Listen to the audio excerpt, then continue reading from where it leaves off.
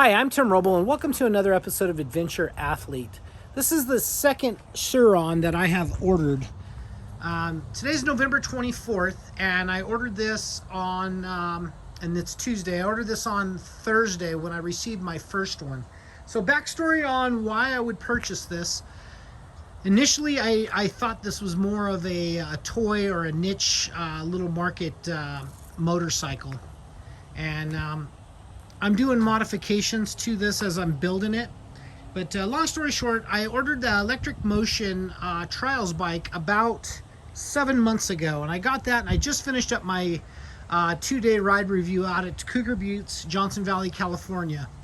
And so as I was getting that bike, I thought, well, it'd be cool to get another electric motorcycle because my Expedition truck that I'm building has 1,500 watts of solar, so, and 1,020 amp hours of battery, plus it has 2 generators on it. So I have enough to charge these bikes. I can charge 2 motorcycles at once off of the system, and it's basically free power.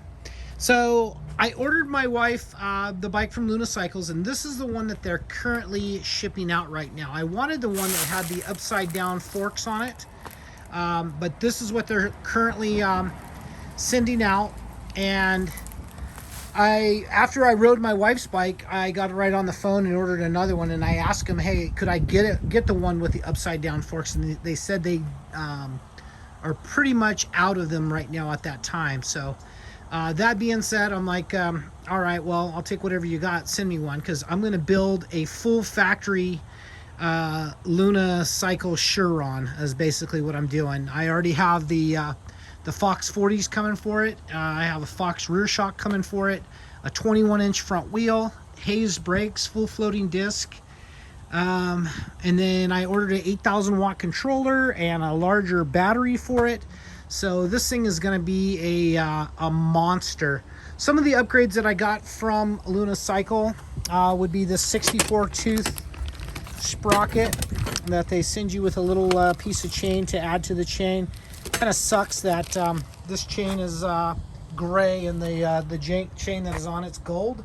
I did order a DID chain for it, so it will be all consistent gold. I did not go with the O-ring. I'm trying to build kind of the low drag, although a non O-ring is a little bit higher maintenance and a little louder. I'm going to prefer that over this, just because I'm going to build this thing as light and as trick as possible. You can see I already got the Pro Tapers on it. I did get the Core direct mount stem off of Amazon. I ordered this little carbon fiber spacer kit just to space everything in the right area. With that, on my wife's bike, I removed these lower brake switches. This basically kills the motor when you hit the brake. And I didn't want that for doing wheelies and whatever reason I want to. I don't need an override for any of that. Things to keep in mind: you need these one of the switches at least to do programming on the regen on this. And Luna Cycles sends you this little dongle bag. It's got a little light in it, and that's how you can set the regen. But for myself, I actually liked how it comes set up stock. For this current model, it is limited to 28 miles an hour. That green loop wire right there, you pull that out. That's the wire that you cut to unrestrict it. Not a big deal. You just snip the wire and tuck in the ends if you'd like. I have a heavier duty 550 pound rear spring because I'm 240 pounds. So I'm doing a little work on the suspension because I know the other stuff is going to be a while out. I am removing the horn, I am removing the light and the tail light on it, stuff that I don't need. I will never be riding at night, and I don't need the visibility.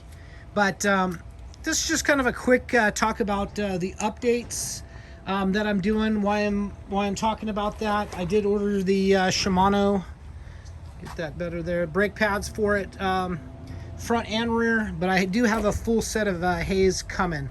Have some people that owed me some favors, and I called them in, so I got some nice stuff coming for this bike. So 110 pounds ish, maybe 120 at the most. Ready to ride. All kinds of cool stuff. What I really enjoy doing is, this is a $3,600 bike. I paid $180 for shipping, so it came out to be just a little over $1,000 or $4,000 shipped to the house. What a deal! Because in my opinion, this is more like a $7,000 to $8,000 bike if you look at what you're paying for an e-mountain bike. My e-mountain bike was $6,500, and I feel like there's as much technology and build in this as there is in that. The e-pedal mountain bike, pedal assist, I think you can go a few more places without getting the hassle. But if you look at these welds and stuff on the frame, I am super impressed. You look at the fit and the finish of the plastics and everything around on the bike. This is a product that comes out of China, and this just shows you that China is doing a great job of they're capable. Here again, a CNC is a CNC. I think these are sand-casted pieces. I'm not sure, but whatever they're using, whatever technique they're using on this, it is a quality bicycle. The wheels on it are 19s, excuse me, 19 by 140s. I have a 21-inch wheel coming for the front, and I did get different tires and a heavy-duty tube, and that's going to be a do for now.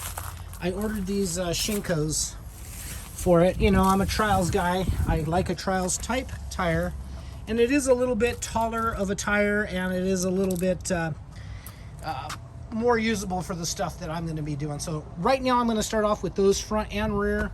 I have a tubeless, which is the inner liner coming for that. So the rear will be tubeless and the front will be tubeless once I get the new 21 in. So I will not be having to deal with inner tubes. I just prefer that system, easier to do. Cool little things like these pegs that came off of Amazon. They have that oil finish, like a magic type anodizing. I think those were super trick. These were like $32 shipped to the house. Amazing. You do see that I have moved my foot pegs back to the rear position from the middle. That allows you to put more weight on the rear tire. And if you notice, this kind of has a longer rear swing arm, and weight in the rear tire is probably going to be really important for traction. On my test ride on my wife's bike, which I did last week and kind of prompted me to do this, I went through a full battery and I was jumping curbs and blowing through stuff. These forks and the suspension that comes stock on these, even for 240 pounds, I wasn't blowing through the stroke, didn't have any problems. It felt really good. You could probably take this bike stock and go off-road with it and have a blast. You could probably leave it stock. I opted for the Pro Taper 3-inch taller handlebars just to kind of get it up. I did order a suspension linkage piece here from, I think the guy's name is the Sur Ron shop. I got it off of eBay, and so I got a new link. I also got another link from another guy off of eBay. One's a 3/4 raise and one's an 1.5-inch raise, so I'm going to see how that works out, but I'm not going to install that until I get the 21-inch front tire, just to level things out. I did do his foot peg lowering kit, and then there's a crossover bar that goes in between just to kind of give these a little bit more stability. And I did do a seat lift kit. That all of that stuff is not here yet.